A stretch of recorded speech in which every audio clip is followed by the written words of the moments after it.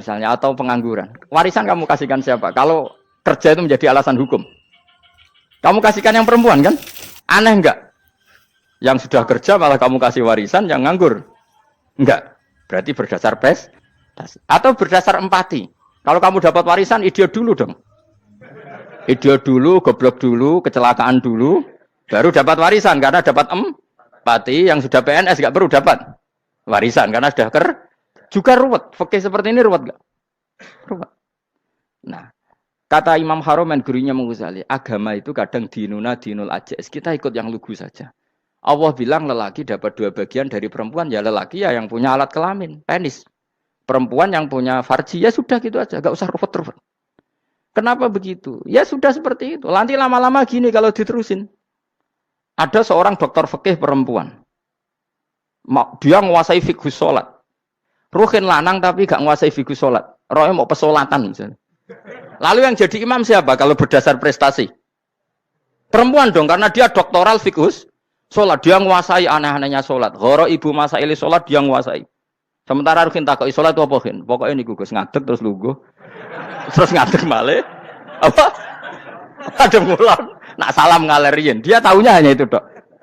Lalu kalau nuruti imam sholat adalah yang terpandai dalam fikus sholat. Tentu yang imami perempuan. Tapi agama ini tidak seperti itu. Pokoknya wong lanang ngimami. Wong beda. Jadi makanya kata Imam Haromen dinuna dinul ajais. Sampai Said Muhammad itu sering ngutip beliau gini kan, Allahumma imanan ka imanil ajais. Ya Allah, semoga iman saya menerima konsep engkau itu ka imanil ajais. Imannya wong wedok-wedok sing lugu. Ajis itu perempuan lugu yang sudah sepuh. Jadi misalnya ngukur anak seneng ya anak kono gedang goreng, ngekei duwe, ya lugu saja. Itu bagus. Daripada kamu pakai argumentasi, karena argumentasi ini sebetulnya kelihatan cerdas, tapi ada kebodohan masif. Karena tadi, kalau hak waris kita otak-atik dengan prestasi, maka yang pro empati akan protes. Paham ya? Masa yang sudah kerja dikasih banyak, yang idiot enggak? Tapi kalau berdasar empati juga aneh. Masa dapat warisan harus goblok dulu, harus kecelakaan dulu. Maka Rasulullah pernah ngendikan ketika ditanya, lalu warisan untuk siapa ya Rasulullah? Nabi jawabnya lucu. Fali aula rojulin dakarin. Jadi Nabi sempat ngendikan kata rojul. Kemudian direvisi dakarin. Fali aula rojulin dakarin. Semua ulama ngendikan dakarin di sini adalah badal. Nabi ngendikan rojulin. Kemudian Nabi ingat kalau rojul itu identik dengan lelaki dewasa. Apa? Kemudian Nabi mengulang lagi dakarin. Tidak harus dewasa, yang penting lelaki. Jadi meskipun baru lahir, kalau dalam keadaan baru lahir namanya apa? Kan dakarin kan? Belum bisa dikatakan rojul. Paham ya? Nabi ngulang 2 kali. Fali aula rojulin dakarin. Ini penting saya utarakan supaya clear. Jadi agama itu gak usah diotak-atik. Ya itu tadi misalnya imam sholat itu lelaki. Ya sudah lelaki. Lelaki itu apa? Yang punya alat kelamin lelaki. Jangan dibalik ini. Yang dikatakan lelaki itu orang kuat. Sehingga meskipun perempuan kalau kuat. Misalnya perempuan anggota poluan. Lelakinya cemen, idiot. Maka imamnya perempuan gitu.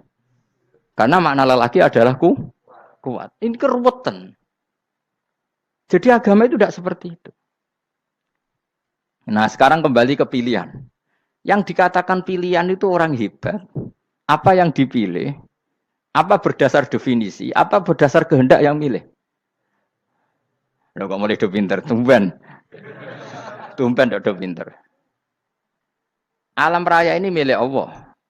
Dan semua di alam raya ini milik Allah. Maka dipilih tidak dipilih itu terserah yang punya apa terserah kita. Apa terserah kriteria, apa terserah definisi. Dalam konteks kita sebagai objek diambil, tentu terserah yang punya. Kemudian Allah bilang, orang-orang itu saya pilih. Nah kalau milihnya Allah berdasar kepunyaan, tentu Allah boleh dong memilih orang yang sebetulnya berstatus dolim. Ya tapi ya tetap dia dolim, tapi ya tetap dipilih. Kenapa ya? Karena Allah yang punya. Saya misalnya orang kaya, boleh nggak punya HP buruk? Boleh kan? Terserah saya. Saya orang kaya, beli HP mahal, medium, dan paling buruk. Boleh enggak? Boleh, saya yang punya. Nggak boleh, Gus, ini orang kaya harus beli HP yang mahal. Yang bilang harus siapa? Nah, kegoblokan kita ini seperti ini. Nak wong sugih HP-ne kudu larang. Nak wong alim kudu bojone ayu. Sing kudu darani kudu ayu ku sapa? Nak maji jalan yang dumbu swarga lho kudu iku sing swargane mbam tapi kudu.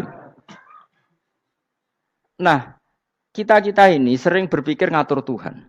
Nah Indonesia negara yang mayoritas Muslim terus Islam Indonesia kudu dadi sampling Islam seluruh apa dunia. Ya ora usah sombong ngono ya keben mayoritas ya mayoritas juga wonge kakean ngono ae ora perlu GR jadi sampling percontohan Islam internasional ora perlu ngono. Lah misalnya terus dadi contoh misalnya nang Masjid Haram niru Jumatan ning Indonesia berangkat mbek do rokokan. Bariku tekike diusep-usep nang pojok pager. Lah misalnya wong Mekah terus do ngono kabeh karena mencontoh Islam Indonesia. Kacau gak? Ora usah GR ngono biasa wae. Napa? Biasa wae. Terus misalnya mencontoh Islam Indonesia, wong Indonesia nak jaran Wali Songo terus tahlilan nunggu nganti setengah jam. Lah terus raudhah dikepung ngono rak macet Mekah Madinah. Mergo agar ziarah Nabi terus lungguh apa? Sak jam.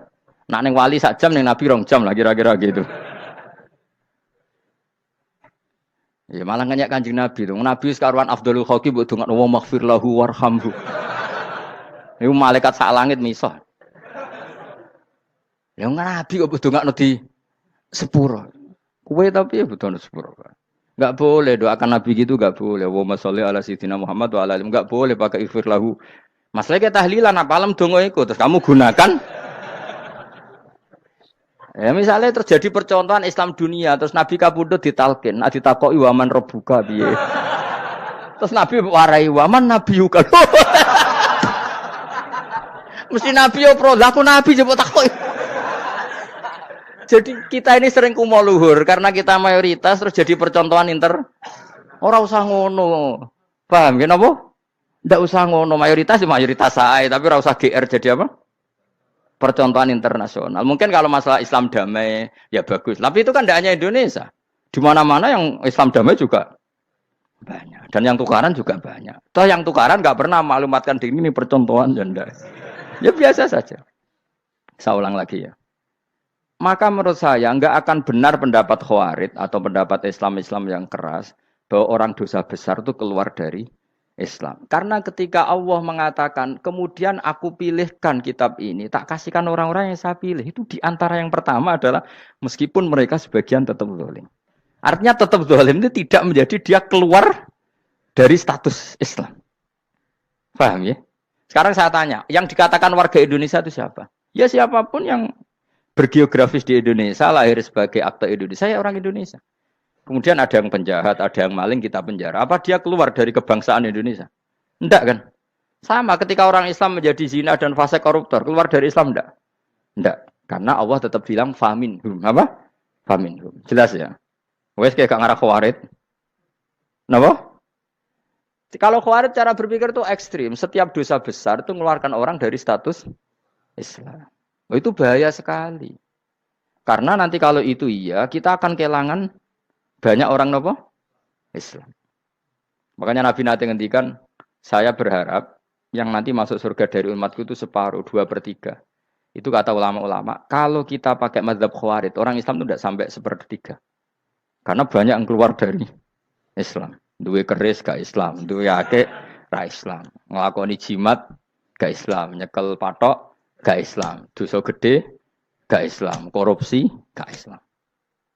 Terlalu banyak yang kita usir dari Islam. Lalu kita ngusir atas nama apa? Coba. Kalau atas nama Tuhan, kamu tidak Tuhan. Atas nama wakil Tuhan, Tuhan tidak pernah mewakilkan ke Anda. Orang-orang mandate. Yang kita tahu dari Quran ya ayat ini, tsumma awrasnal kitabal ladzina astafaina min ibadina. Kemudian kitab ini tak kasihkan orang-orang yang saya pilih. Dan orang yang saya pilih itu faminhum zalimul li nafsi. Dan sebagian dari itu adalah orang zalim. Dan itu jelas bagian dari itu. Artinya keluar apa masuk? Keluar apa masuk? Masuk. Meskipun ya yang zalim tetap berstatus zalim. Kayak warga Indonesia, ini semua warga Indonesia. Paham ya? Yang maling ya tetap warga Indonesia. Meskipun ya tetap maling. Jelas ya? Tenan to ora ya? Makanya ahli sunnah itu pendapatnya falam nukafir mu'minan bil wisri. Kita tidak akan mengkafirkan orang mukmin hanya karena melakukan dosa. Kenapa ya? Karena Allah bilang faminhum setengah sangking itu masuk bagian. Dan itu luar biasanya Allah disebut istofaina. Tetap orang-orang pilihan. Maka ini penting saya utarakan supaya kita ini tidak sok-sokan. Terus yang zalimul nafsi pun potensi dimaafkan sama Allah. Asal dia tobat dan tobat itu sama Allah nggak ada batasnya. Malam yughorgir sampai apa? Nafas apa? Terakhir. Dan kadang orang itu sebetulnya nggak niat tobat, cuma ada perilaku tertentu sing dadian Allah itu simpati. Itu juga banyak yang diterima tobatnya Allah.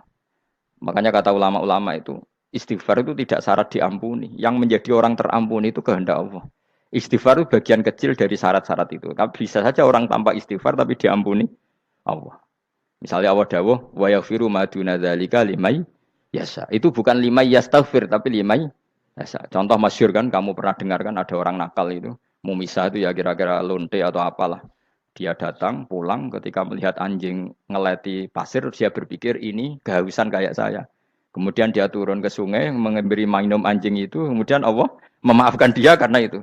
Pas itu di semua hadis riwayatnya dia tidak pernah istighfar. Telah punya perilaku yang menjadikan dia diampun.